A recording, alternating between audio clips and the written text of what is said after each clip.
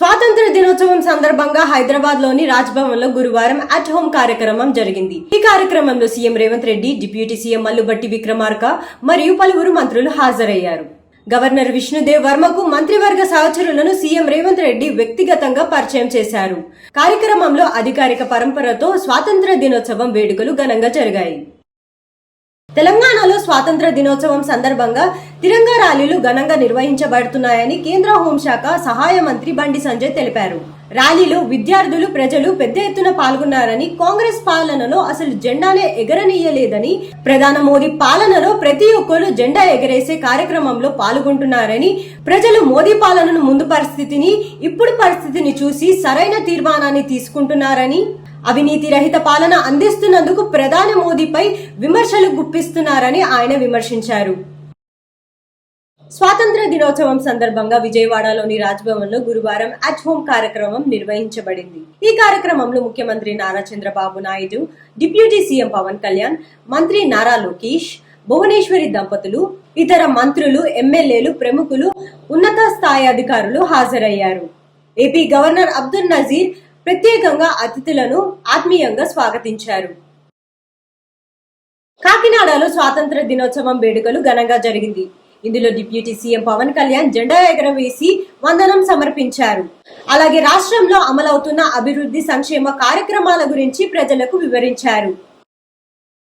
గుంటూరు జిల్లా మాజీ మంత్రి వైఎస్ఆర్సీపీ అధ్యక్షుడు అంబటి రాంబాబు నారా లోకేష్ పై కఠిన వ్యాఖ్యలు చేశారు. నారా లోకేష్ పిచ్చి కూతలు కూస్తున్నారని, మీ అత్తలు ఎప్పుడైనా నారా చంద్రబాబు నాయుడుకి రాఖీ కట్టారా అని, కనీసం మీ నాన్న ఏ రోజైనా పిలిచి చీర పెట్టారా అని ప్రశ్నించారు. మర్చిపోయావా? మీ మేనత్తలు ఎప్పుడన్నా కట్టారా రాఖీలు?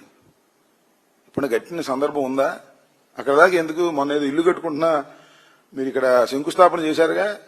మీ నాన్నగారు మీ చెల్లెల్ని పిలిచి ఏమన్నా పట్టు చీరలు గాని మామూలు చీరలు గాని ఏమన్నా పెట్టాడా?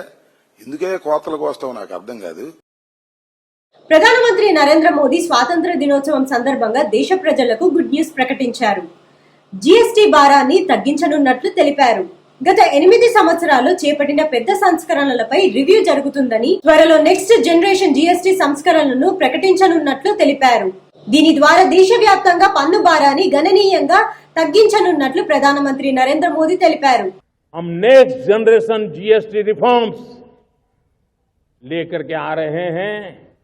ये दिवाली के अंदर आपके लिए तोहफा बन जाएंगे. सामान्य मानवीय की जरूरतों के टैक्स भारी मात्रा में कम कर दिए जाएंगे.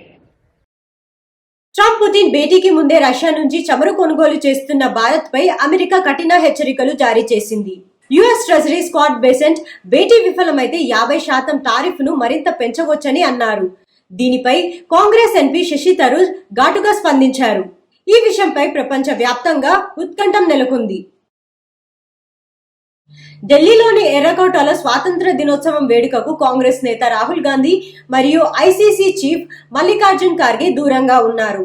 దీనిపై బీజేపీ పార్టీ తీవ్రంగా విమర్శించింది. జాతీయ స్వాతంత్ర దినోత్సవం వేడుకల్లో పాల్గొనకపోవడం బాధ్యతారహితం అని పార్టీ పేర్కొంది. దేశం గర్వపడే ఈ ఘన కార్యక్రమంలో రాహుల్ గాంధీ నిర్లక్ష్యం చూపించారని బీజేపీ పార్టీ విమర్శించింది. రాష్ట్రపతి ద్రౌపది ముర్ము మరియు రక్షణ మంత్రి రాజ్నాథ్ సింగ్ వర్షంలో కూడా అమరవీరులకు నివాళులర్పించారు. స్వాతంత్ర దినోత్సవం సందర్భంలో ఢిల్లీలోని నేషనల్ వార్ మెమోరియల్ వద్ద త్రివిధ దళాధిపతులతో కలిసి కార్యక్రమాన్ని ఘనంగా నిర్వహించారు. జోరుగా వాన కురిసినా కూడా దేశభక్తి ప్రదర్శించడంలో అంతరాయం కలగలేదు.